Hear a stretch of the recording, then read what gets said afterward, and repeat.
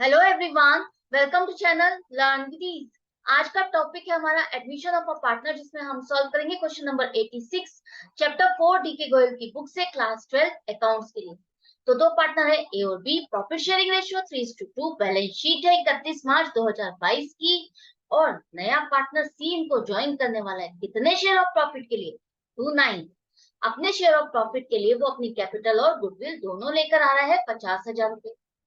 साथ में ही आपको गुडविल फर्म की निकालनी पड़ेगी। क्वेश्चन में दी नहीं है किसकी कितनी गुडविल है, कितनी नए पार्टनर को गुडविल लेकर आनी है, नहीं दी है। आपको खुद इस इंफॉर्मेशन के बेस पर कैलकुलेट करनी है। यहाँ पर गुडविल जो है पार्टनर्स ने विड्रॉ भी कर लिया। जो आप एडजस्टमेंट करते हो गुडविल से रिलेटेड, यहाँ पर वो गुडविल आधी पार्टनर्स ने विड्रॉ भी कर ली है। एसेट्स और लाइबिलिटी से रिलेटेड रिवैल्यूएशन की इंफॉर्मेशन है, वो सारी एडजस्टमेंट करनी है। नई प्रॉफिट शेयरिंग रेशियो आपको क्वेश्चन में दी गई है 4:3:2। अब पार्टनर्स की आपको क्या करनी है? कैपिटल उनकी प्रॉफिट शेयरिंग रेशियो के अकॉर्डिंग एडजस्ट करनी है, प्रोपोर्शनेट बनानी है नए पार्टनर की कैपिटल को बेस लेकर। अगर किसी की एक्सेस है तो वो पार्टनर विड्रॉ करेगा, और किसी की कम बन रही है तो वो कैपिटल और इंट्रोड्यूस करेगा, पैसा लेकर आएगा।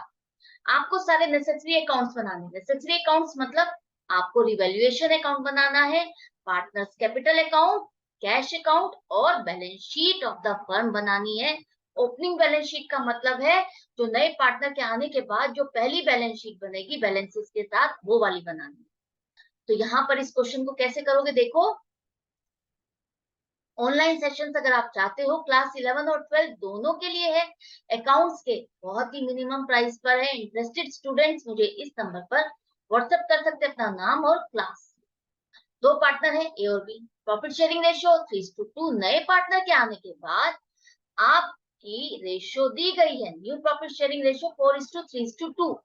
आपको यहाँ पर ये जो शेयर ऑफ प्रॉफिट दिया है नए पार्टनर का, उसको लेकर के यहाँ से स्टार्ट नहीं कर देना है, न्यू रेशियो को कैलकुलेट करना शुरू नहीं कर देना है, या सेक्रीफाइसिंग रेशियो इसके बेस पर लेकर के सॉल्व करना नहीं शुरू कर देना है। एक बार क्वेश्चन को अच्छे से गो थ्रू कर लिया करो। कई बार एंड में दिया होता है और एंड में यहाँ पर दिया हुआ है, आप अगर अननेसेसरीली सॉल्व कर दोगे तो आपका ही टाइम वेस्ट हो जाएगा। तो आपको अच्छे से क्वेश्चन को रीड करना है, क्वेश्चन में दिया हुआ है तो आपको नहीं सॉल्व करना, यहीं से ही आपको सॉल्व करना है। क्या निकालना है?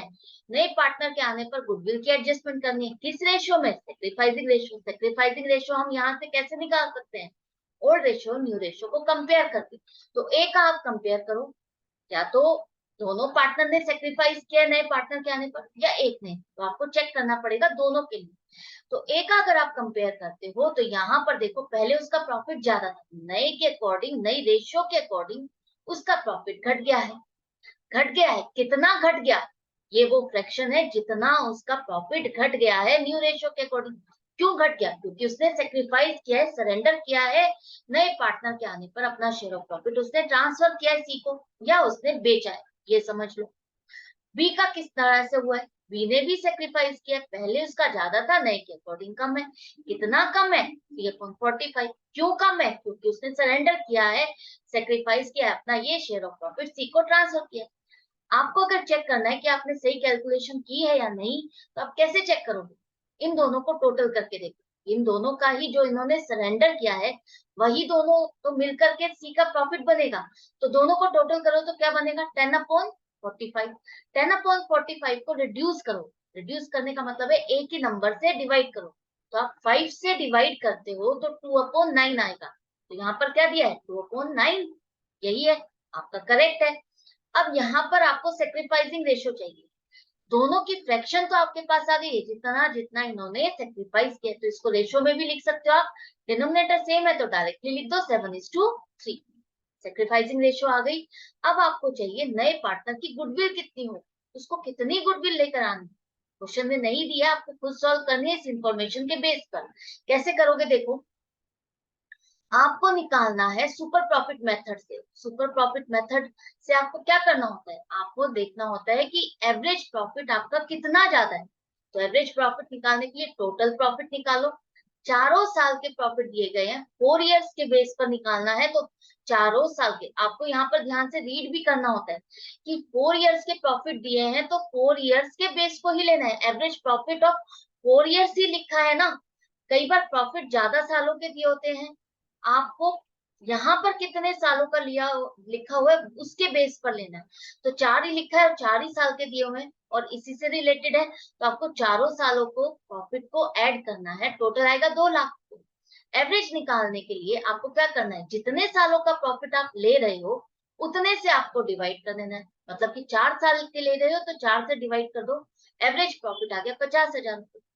अब ये 50,000 रुपए है और नॉर्मल प्रॉफिट क्वेश्चन में दिया हुआ है 14,000, इन दोनों में फर्क क्या है, इसका मीनिंग क्या है नॉर्मल प्रॉफिट का? नॉर्मल प्रॉफिट का मतलब है जो आपने कैपिटल बिजनेस में लगाई हुई है या जो पैसा आपने बिजनेस में लगाया हुआ है, अगर इसी पैसे को आप बाहर कहीं लगाते किसी और बिजनेस में तो आपको कितनी इनकम होती, सिर्फ 14,000 रुपए।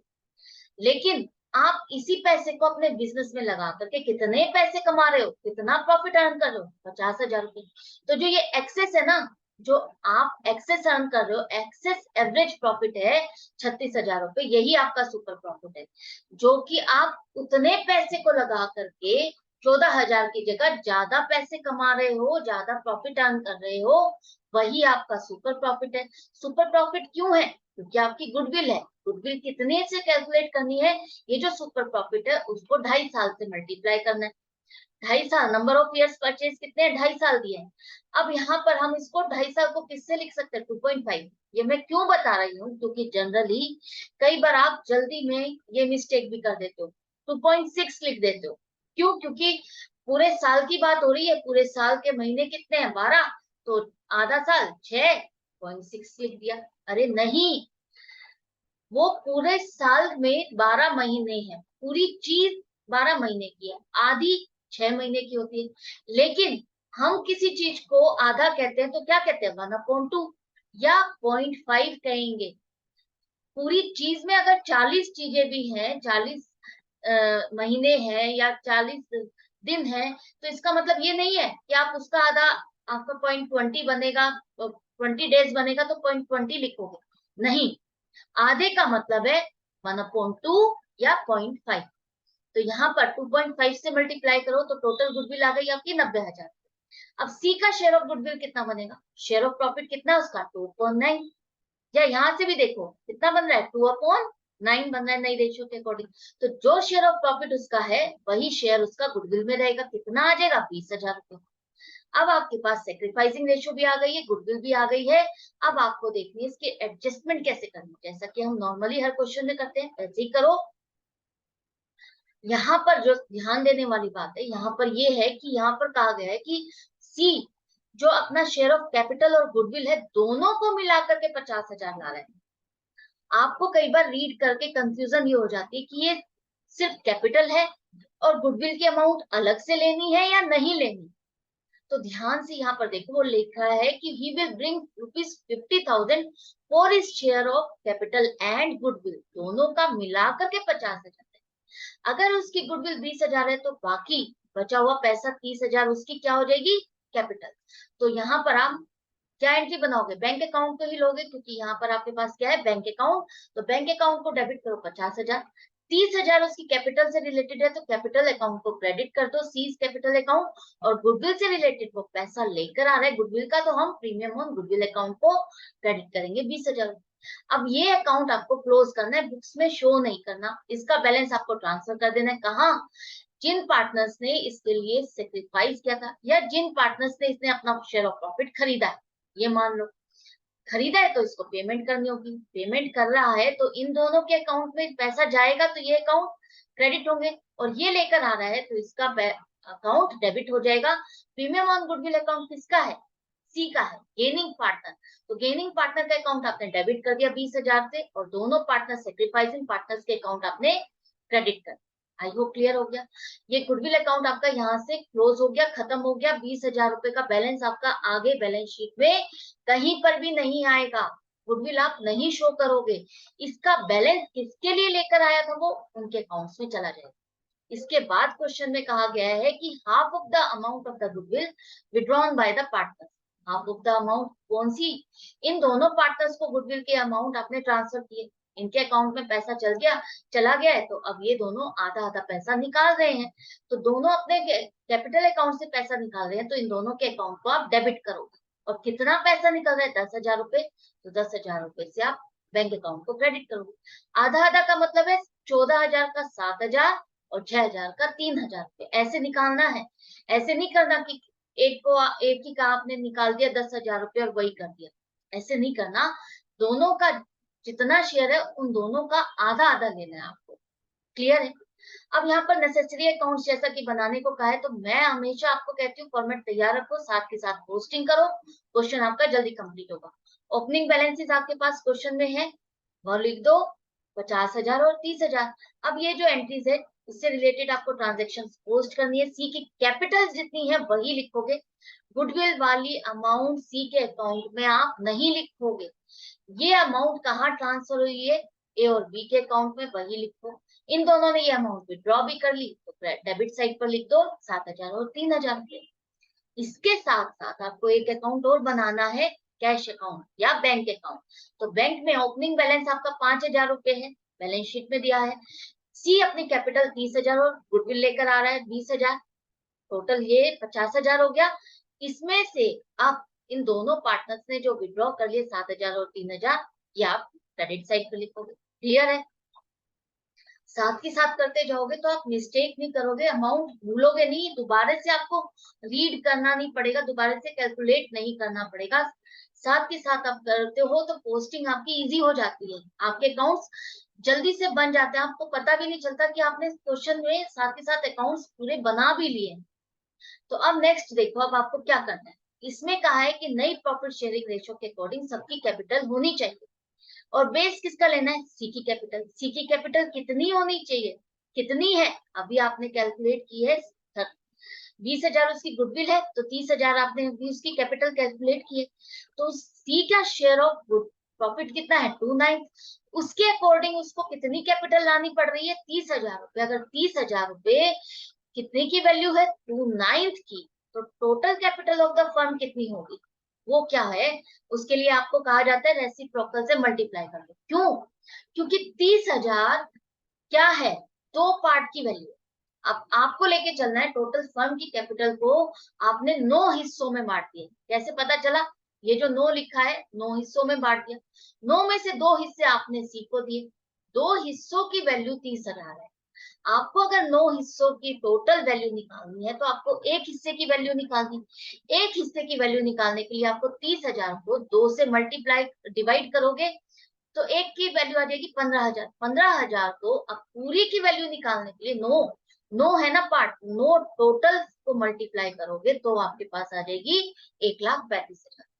अब total capital of the firm आ गई आपके पास 1,35,000। ए का शेयर कितना बनेगा, उसका शेयर ऑफ प्रॉफिट कितना है 4/9, 4/9।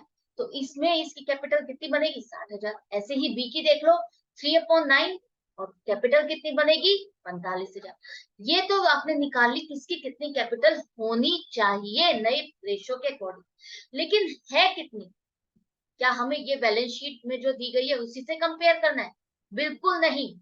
आपको यहाँ पर सारी एडजस्टमेंट्स करने के बाद जो कैपिटल का बैलेंस आएगा वो लेना है। कौन सी एडजस्टमेंट, एक तो आपको गुडविल की करनी थी, कर दी है आपने, उसके बाद रिवैल्यूएशन से रिलेटेड जितनी एडजस्टमेंट है वो आपको करनी है, उसके बाद जो बैलेंस आएगा वो आपको चेक करना है।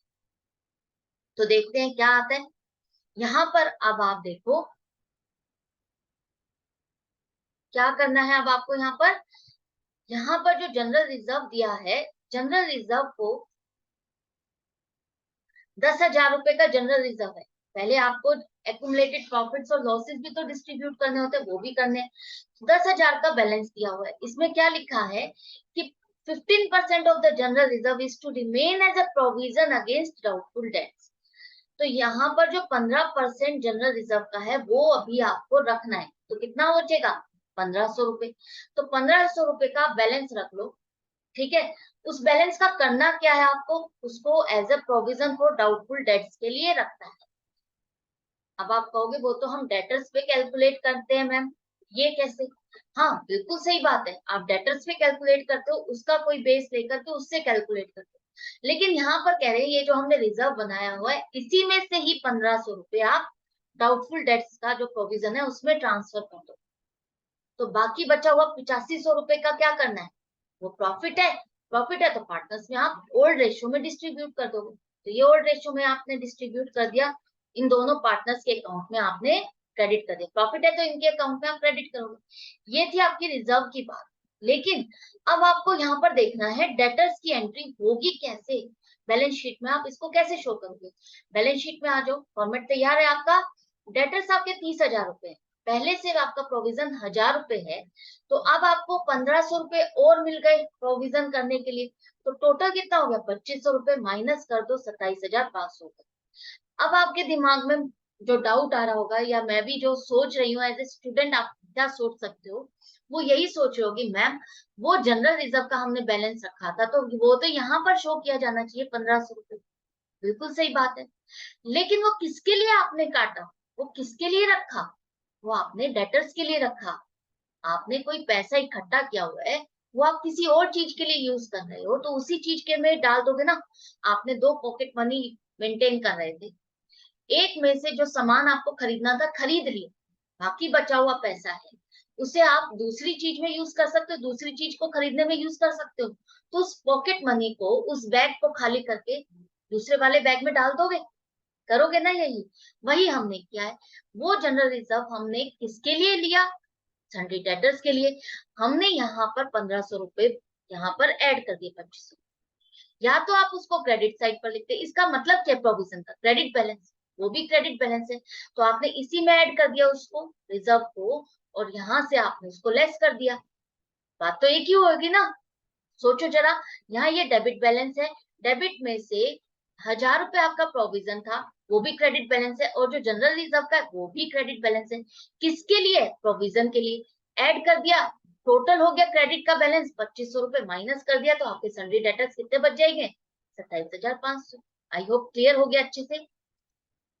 नेक्स्ट है आपका रिवैल्यूएशन में, अब दूसरा है outstanding salary be increased to rupees 16,000। मतलब कि जो आपने 4,000 रुपए आउटस्टैंडिंग सैलरी लिखे हुए हैं, उसको बढ़ा दो 16,000 कर दो, उसको बढ़ा करके 16,000 कर दो। तो बढ़ा करके 16,000 करने के लिए कितने बढ़ाने होंगे? 12,000। लाइबिलिटी इंक्रीज हो रही है, खर्चा है, नुकसान है, तो रिवैल्यूएशन में डेबिट साइड पर आ जाएगी। उसके बाद है आपका, यहाँ से आपको ये आउटस्टैंडिंग सैलरी बैलेंस शीट में साथ के साथ लिख दिया आपने, लाइबिलिटी साइड पर 12,000। इसके बाद आपने stock is over valued bye 25%। इसका क्या मतलब? इसका मतलब है जो आपने स्टॉक बुक्स में दिखाया हुआ है वो 40,000 है। ओवर वैल्यूड और अंडर वैल्यूड जब भी लिखा आ जाए, आपको कैसे सोचना है, मैं बहुत बार समझा चुकी हूँ। मार्केट वैल्यू के अकॉर्डिंग सोचना है कि आपने जो वैल्यू लगाई हुई है, बुक्स में शो की हुई है, और अगर हम उसको मार्केट से कंपेयर करते हैं तो वो मार्केट की वैल्यू की 125% है। मार्केट में वैल्यू जो है उसकी 125% आपने शो की हुई है। ओवर वैल्यूड का मतलब है 25% ज्यादा। इसका मतलब है मार्केट में अगर 100 रुपए है इसकी वैल्यू, तो आपने कितने दिखाए हुए? 125 रुपए। तो ये क्या है? आपने एक्सेस अमाउंट दिखाया हुआ है। इसका मतलब स्टॉक की वैल्यू जो आपकी है वो घट गई, जो पहले थी उससे घट गई। तभी तो ये कहा जा रहा है जो पहले आपने जो मार्केट में वैल्यू है उससे तो ज्यादा दिखाया हुआ है, इसको 125% दिखाया हुआ है। इतनी वैल्यू नहीं है, मार्केट में कितनी वैल्यू है, आप इसको 125 से डिवाइड करो, मल्टीप्लाइड बाय 100 करो, मतलब कि इसकी वैल्यू रह गई है 32,000 रुपए। 8,000 रुपए स्टॉक की वैल्यू घट गई है तो नुकसान है, आप इवैल्यूएशन में डेबिट साइड को लिखो। क्लियर है? आई होप अच्छे से समझ में आ गया। इसका मतलब है ओवर वैल्यूड का मतलब है आपके एसेट की वैल्यू घट गई है, मार्केट में जो वैल्यू दी गई है उससे ज्यादा वैल्यू अगर यहाँ पर आपने शो की है, तो इसका मतलब आपकी वैल्यू घट गई है, मार्केट में उसकी वैल्यू कम हो गई है, तो नुकसान है, नुकसान है एसेट के लिए, तो आप रिवैल्यूएशन में डेबिट साइड पर लिखो। साथ के साथ बैलेंस शीट में यहाँ आ जाएगा 32,000। इसके बाद यहाँ पर कहा गया building is under valued bye 25%। अब अंडर वैल्यूड का मतलब है 25% कम, कम से शो किया। मार्केट वैल्यू से अगर आप कंपेयर करते हो तो जनरली जो बिजनेसमैन बात करते हैं क्या कहते हैं कि आज जो मार्केट की वैल्यू चल रही है वो तो तुमने तो सिर्फ 75 रुपए लगाए थे, आज तुम्हें उसे मार्केट में बेचते हो तो 100 रुपए मिलेंगे। ऐसे कुछ लैंग्वेज आपने बड़ों के बीच में सुनी होगी। तो वही चीज है, उसका मतलब ही यही है कि आपने जो वैल्यू लगाई हुई है वो 75 रुपए है, आज उसकी वैल्यू मार्केट में 100 रुपए हो गई है। आपने जो वैल्यू दिखाई हुई है वो 75 रुपए, मार्केट में 100 रुपए, तो अंडर वैल्यूड है। तो आपकी अंडर वैल्यूड का मतलब है मार्केट में वैल्यू बढ़ गई है एसेट की वैल्यू, तो फायदा हो गया कितना, बिल्डिंग की वैल्यू 1 लाख रुपए हो गई है। 75,000 को 75 से मल्टीप्लाई करोगे, क्योंकि आपने बुक्स में कितने से शो किया हुआ 75 रुपए, मार्केट में 100 रुपए, 100 से मल्टीप्लाई कर दोगे तो आपको मार्केट वैल्यू पता चल जाएगी। वैसे भी आप देखो कैलकुलेट करो, मार्केट वैल्यू से आप कंपेयर करो तो 25% इसका कितना होगा, 25,000 रुपए अंडर वैल्यूड है। तो मतलब कि 25,000 रुपए आपने कम शो किए हुए हैं, तो 75,000 रुपए ही बन जाएंगे ना। तो यहाँ से देखो 1 लाख रुपए हो गई, अब आपके लिए फायदा हो गया, 25,000 रुपए रिवैल्यूएशन में आप क्रेडिट करें। साथ के साथ बैलेंस शीट में लिखो 1 लाख रुपए। आई होप अच्छे से समझ में आ गया ये भी। इसके बाद ट्रेडमार्क्स आपके लिखा है रिटर्न ऑफ बाय 50%। यहाँ पर जो ट्रेडमार्क आपके 8,000 है, इसमें से इसकी वैल्यू कहा जा रहा है आधी रह गई है, आधी इसको खर्चे में डाल के खत्म कर दो। नुकसान हो गया, एसेट को आप आधा कर रहे हो बिना किसी बेनिफिट के, तो नुकसान है, तो 4,000 रुपए रिवैल्यूएशन में डेबिट साइड पर, और साथ के साथ बैलेंस शीट में 4,000 रुपए लिखो एसेट साइड पर। तो 4,000 रुपए की रह गई ना, 8,000 में से 4,000 रुपए का नुकसान हो गया, वैल्यू घट गई और 4,000 की बच गई। अब बारी आती है रिवैल्यूएशन की, सारी एडजस्टमेंट करने के बाद प्रॉफिट आ रहा है या लॉस आ रहा है। ये 25,000 है, ये 24,000, मतलब की प्रॉफिट है 1,000 रुपए का, जिसे आप ओल्ड रेशियो में ओल्ड पार्टनर्स में डिस्ट्रीब्यूट कर दोगे, दोनों के अकाउंट में आप प्रॉफिट है तो ट्रांसफर करोगे, और ये प्रॉफिट है तो क्रेडिट होगा उनके अकाउंट में। यहाँ पर साथ ही साथ एंट्रीज करो रिवैल्यूएशन अकाउंट से 600 और 400। क्लियर है। सारी एडजस्टमेंट्स करने के बाद अब आप यहाँ पर क्लोजिंग बैलेंस निकाल सकते हो। क्लोजिंग बैलेंस इन दोनों पार्टनर्स का मेन इंपॉर्टेंट है, ताकि आप चेक कर सको ये कम है या ज्यादा है, जितनी आपको चाहिए प्रोपोर्शनल। सी का तो हमें पता है, हमने उसी का ही बेस लिया है। ये क्लोजिंग बैलेंसेस आपने आफ्टर एडजस्टमेंट निकाल ली है, इसको क्लोज कर दो। आफ्टर एडजस्टमेंट का आप जो बैलेंस है इसको लेकर के अब आप चेक करोगे, फिर जो पैसा जिसको लाना है विड्रॉ करना है वो एडजस्टमेंट यहाँ से करोगे। तो फॉर्मेट इस तरह से बनेगा, ध्यान रखो। अब ये कैपिटल के बैलेंसेस आ गए हैं, इसको आप चेक करो किसका ज्यादा है और किसका कम है। यहाँ पर ए का देखो कितना बैलेंस आ रहा है आफ्टर एडजस्टमेंट, 62,700। होना कितना चाहिए, 60,000, मतलब कि 2,700 रुपए एक्सेस पैसा लगा हुआ है उसका फर्म में, जो कि उसको विड्रॉ करना है कैश से, वो विड्रॉ कर लेगा, 2,700 रुपए उसकी कैपिटल में से निकल जाए। इसी तरह से बी का कंपेयर करो, उसकी कैपिटल कितनी है आफ्टर एडजस्टमेंट, 36,800, लगानी कितनी चाहिए उसको, होनी कितनी चाहिए, 45,000, तो कम बन रही है कितने रुपए से, 8,200 रुपए डेफिसिट आ रहा है। डेफिसिट मतलब उसकी कैपिटल कमी है, कम है, जितनी होनी चाहिए उससे कम है। तो ये 8,200 रुपए वो कैश लेकर आएगा, तभी उसका कैपिटल का बैलेंस 45,000 बनेगा। अब ये निकाल लिया है, तो अब आप यहाँ पर एंट्रीज कर दो।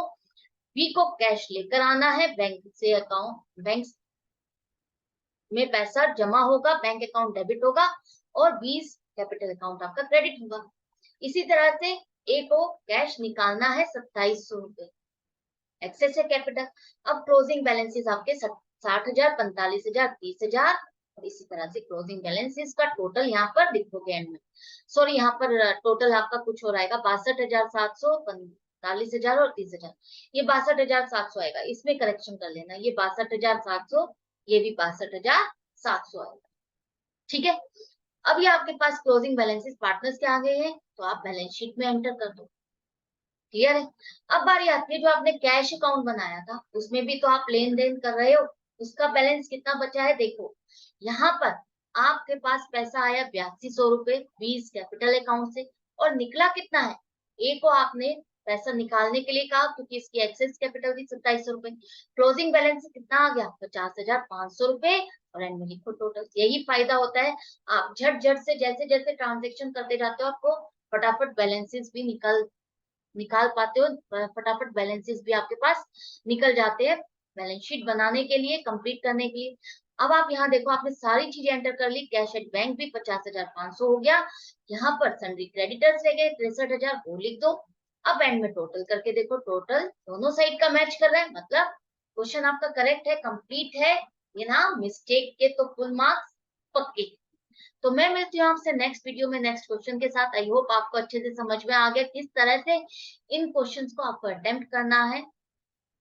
प्रैक्टिस जारी रखना, अच्छा लग रहा है, बेनिफिट मिल रहा है तो लाइक का बटन प्रेस करो, अपने फ्रेंड्स के साथ शेयर करो, अपडेटेड रहने के लिए चैनल को सब्सक्राइब करो। Good bye and take care.